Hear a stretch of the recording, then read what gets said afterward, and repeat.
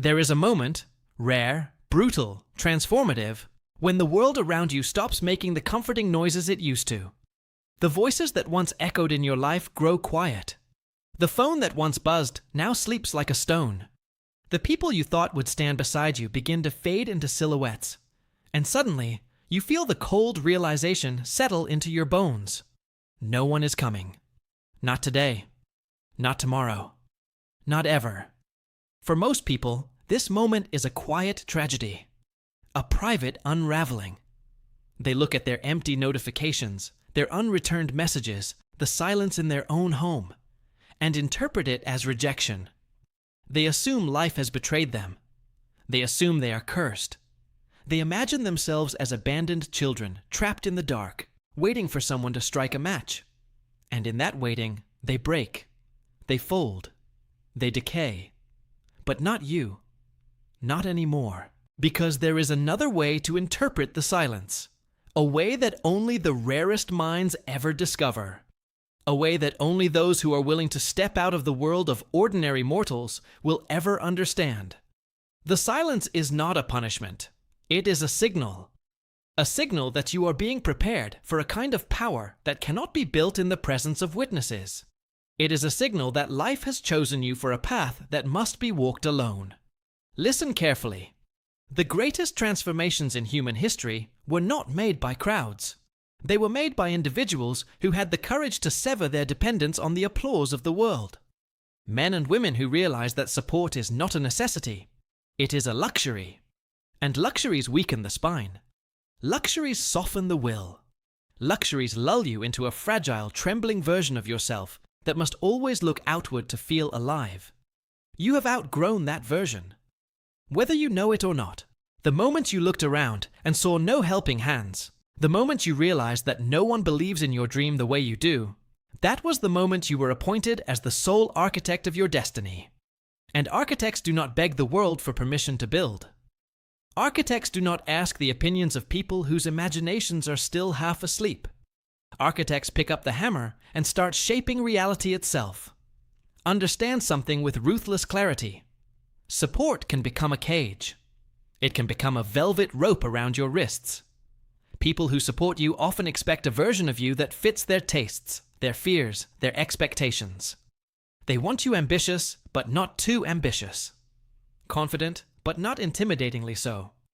Successful, but not so successful that you outgrow the world they are comfortable living in. This is why the universe strips you of your support before it grants you power. You cannot rise while being held down by hands that pretend to lift. You cannot transform while being surrounded by people who cling to the older version of you. You cannot ascend while still anchored to the familiar.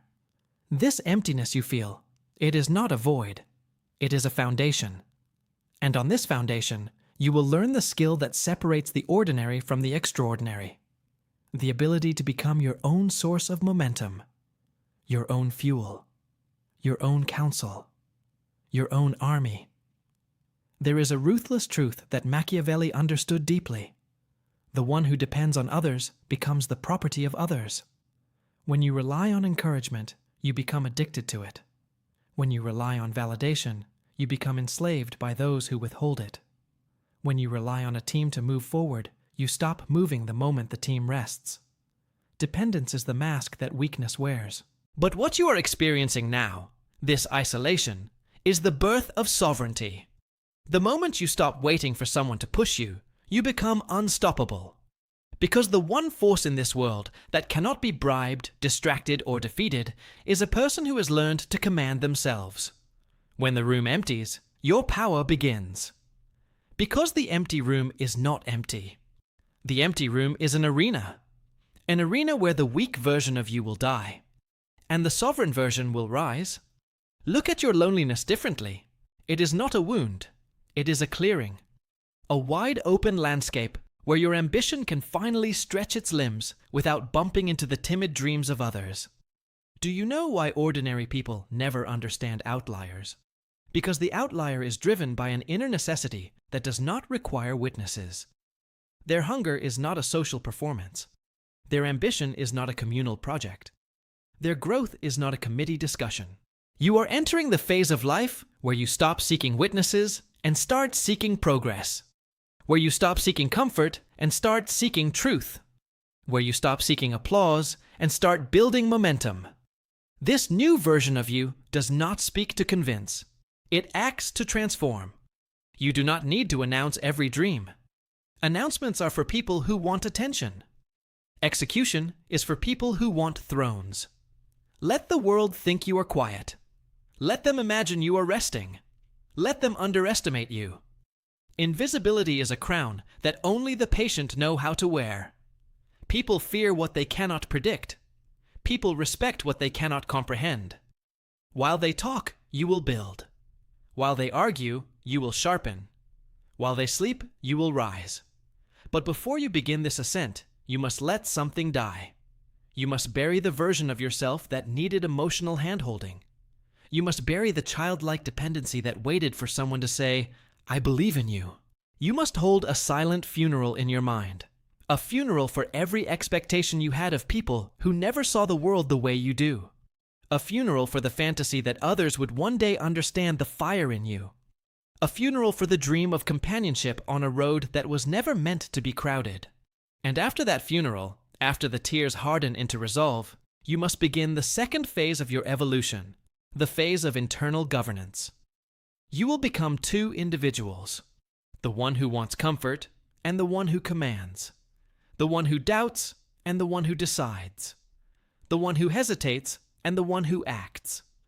The commander in you must rise, not as a tyrant, not as a bully, but as a strategist, a guardian, a craftsman of your future self. You will speak to yourself with the firmness the world failed to offer you. You will become the mentor you always wished existed. You will become the source of discipline that no coach, no friend, no partner, no parent ever managed to be for you. And it will feel strange at first to parent yourself, to guide yourself, to correct yourself, to demand more of yourself when no one is watching. But this is how sovereign individuals are formed. You will begin to realize that isolation is not the enemy. Isolation is clarity. Isolation is the quiet workshop where your future identity is forged like steel under heat. The world outside the room is noisy, chaotic, filled with the fears and projections of other people. But inside the room, inside your solitude, inside the silence, you meet the real architect, yourself. Now comes the metamorphosis. Your emotions, once scattered and fragile, will sharpen into tools. Frustration becomes creativity. Loneliness becomes focus. Anger becomes precision. Doubt becomes strategy. You will stop begging the world to be softer and instead make yourself stronger. You will stop trying to make others understand you and instead deepen your understanding of yourself. You will stop asking for support and begin constructing a foundation that does not crack under pressure. Pressure, in fact, will become your ally. Because pressure reveals the difference between pretenders and future rulers. Most people collapse under pressure because they have built their dreams on borrowed approval. But you will hold pressure the way a warrior holds a shield. Tightly, firmly, proudly. You will learn to operate without applause. You will learn to move without reassurance. You will learn to progress without witnesses. And ironically, that is when people will finally notice you. Success has a scent, and the world has a nose for late recognition. They will return. Not the same faces, perhaps, but the same types. People always return to the fire once it starts warming the room. They will appear with smiles that were never present during your struggle. They will speak with familiarity they never earned. They will praise a journey they never supported. You will hear phrases like, "I always knew you'd make it." "We believed in you." "We were rooting for you from afar." And your mind, if it is still untrained, will crave the sweetness of their sudden affection. But your heart will remember the cold. Your mind will remember the silence. Your spirit will remember the nights you held yourself up because no one else did. These people are not villains. They are simply late arrivals to a feast they never helped prepare.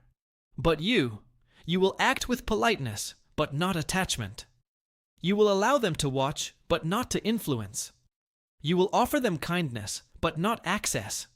Because the new version of you understands something the old version could not. Support is not owed to anyone. Access is not free. Trust is not a charity. The only companions you allow now are those who can walk beside you without weighing you down.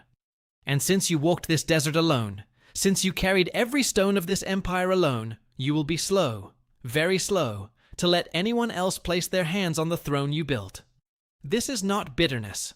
This is sovereignty. This is what happens when a person becomes self-made in both mind and identity. Your isolation will turn into discipline. Your discipline will turn into competence. Your competence will turn into momentum. Your momentum will turn into inevitability. You will rise not because others lifted you, but because you stopped waiting to be lifted. You will rise not because the world applauded, but because you stopped needing applause. You will rise not because you were supported, but because you learned to support yourself in ways no one else ever could. And when you rise, the world will have no choice but to acknowledge you. Not because you demanded their attention, but because your results will speak a language louder than praise, louder than doubt, louder than the silence that birthed you. This is your beginning. This is your awakening. This is your entry into the path that only outliers dare to walk. Not the path of support, not the path of dependency, but the path of sovereignty.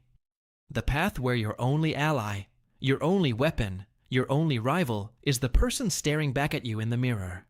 You are not abandoned. You are being forged. You are not unsupported. You are being refined. And soon, the very people who doubted your ability to walk alone will have to watch you run. There comes a phase in your transformation where the silence no longer frightens you. It starts to feed you. In the beginning, isolation feels like exile, like the world has placed you outside the walls of civilization. But as you evolve, you begin to see the truth. You were not exiled. You were extracted, pulled out of the noise, pulled out of the pettiness, pulled out of the mediocrity that would have drowned your ambition long before it took its first breath. This second phase is where the shadows become familiar companions, where solitude becomes a forge, where the world outside begins to look like an illusion, noisy, crowded, frantic, while the world inside you becomes sharper, quieter, and infinitely more real. In this phase, something unexpected happens. The loneliness you once feared begins to transform into something far more dangerous. Focus. And focus, when it becomes absolute, is indistinguishable from power. Most people dilute themselves. They scatter their energy across friendships, group chats, opinions, obligations, noise. They live as if they fear silence will expose the truth of who they are. And it does. Silence reveals the gap between the life you fantasize about and the life you are willing to build. But you are no longer afraid to hear the truth. You are becoming the kind of person who listens to the voice within, even when it whispers things that shake your bones. This is the moment where you stop depending on motivation and begin depending on identity. Motivation comes and goes. Identity remains. You are no longer someone hoping to succeed. You are becoming someone who expects it. Not because you are arrogant, but because you are disciplined. Not because the world owes you anything, but because you owe yourself everything. In this new stage, your emotions are no longer dictators. They are subordinates. They no longer drag you. They follow you. And the fear that once crippled you becomes a tool in your arsenal. You start to realize that the parts of you that once felt dark, your ambition, your aggression, your intensity, were never flaws. They were dormant weapons. Society teaches you to hide them so you can fit into the soft architecture of the herd. But you were never built for the herd. You were built for the throne. And a throne cannot be shared with weakness. This is the shift. The world's opinion of you loses its relevance. Your need for approval evaporates. You stop performing. You stop apologizing for your intensity.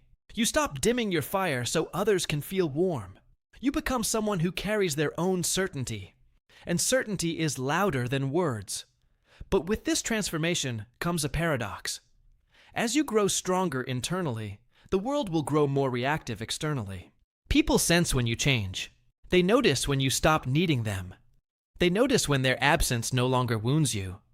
They notice when you stop asking for opinions, when you stop explaining your dreams, when you stop seeking permission. And this unnerves them. Because most relationships, friendships, family ties, partnerships, are built on unspoken dependencies. When the dependency disappears, the dynamic collapses. They once positioned themselves as advisors, counselors, voices of reason. But you no longer need those voices. You no longer ask for guidance. You no longer dilute your ambition to make them comfortable. And without that dependency, the relationship loses its power. Machiavelli understood this deeply. Humans resent those they cannot influence. Your independence will feel like defiance to the people who secretly enjoyed your dependence. Your silence will feel like rebellion to the people who once shaped your decisions. Your self-sufficiency will feel like betrayal to the people who wanted to be needed. But understand this, you did not betray them. You simply stopped betraying yourself. You are entering a psychological territory that few ever reach, the territory where your internal validation becomes stronger than external approval. This is the birthplace of true sovereignty. As your competence grows, your world will begin to reorganize itself around your actions. You will start to move differently. You will start to think as a strategist rather than a dreamer. You will start to anticipate obstacles the way a chess master anticipates moves. And the illusions that once controlled you, fear of judgment, fear of rejection, fear of being alone, will crumble like paper in the rain. You will begin to feel something rare, something almost frightening in its clarity. Control. Control over your habits. Control over your priorities. Control over your time, your energy, your direction, and eventually, control over your destiny. This is where most people turn back. Not because they are incapable, but because this level of self-command demands a sacrifice they are unwilling to offer. The sacrifice of distraction, the sacrifice of comfort, the sacrifice of emotional dependencies that feel warm but drain power like a leaking vessel. But you have already crossed the threshold. You already buried the version of yourself that needed softness. You already felt the pain of the empty room and survived it. The fire that did not kill you is now obeying you. You are ready for the next stage, the stage of strategic isolation. This is not accidental loneliness. This is chosen solitude, a conscious, deliberate environment designed for growth. You begin cutting away the unnecessary, not out of bitterness, but out of precision. Not out of hatred, but out of clarity. You stop attending meaningless gatherings. You stop entertaining draining conversations. You stop giving time to people who treat your ambition like a punchline. Your time becomes a vault. Your mind becomes a weapon. Your energy becomes a guarded currency. And in this silence, your intuition, the voice you once could not hear, becomes unmistakably loud. It tells you what to pursue. It tells you who to avoid. It tells you what risks are worth taking. It tells you what future is calling your name. Intuition is not magic. It is the result of your mind finally being free from noise. Machiavelli would say, "A ruler cannot hear his own counsel if he stands in a crowded room." You have left the crowd. Now you can finally hear your own counsel. Your days begin to follow a rhythm of precision. You no longer wake up hoping to feel motivated. You wake up obeying the identity you've crafted. You no longer wait for opportunities. You manufacture them. You no longer fear failure. You dissect it, learn from it, and convert it into an advantage. This is the moment where the world begins to shift around you. You become more efficient. You become more perceptive. You become more formidable. And slowly, without realizing it, you become undeniable.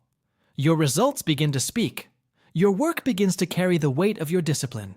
Your consistency becomes frightening to those who knew you before. Your transformation becomes visible in your posture, your voice, your presence. And people, the same people who once doubted you, will begin drifting back into your orbit. Not because you called them, not because you needed them, but because the human mind is irresistibly drawn to strength. They will not say it openly, but they will feel it. The version of you they once dismissed has become someone they cannot ignore. The person they underestimated has become someone they cannot predict. This return will test you. They will come with smiles, with warm words, with friendly memories.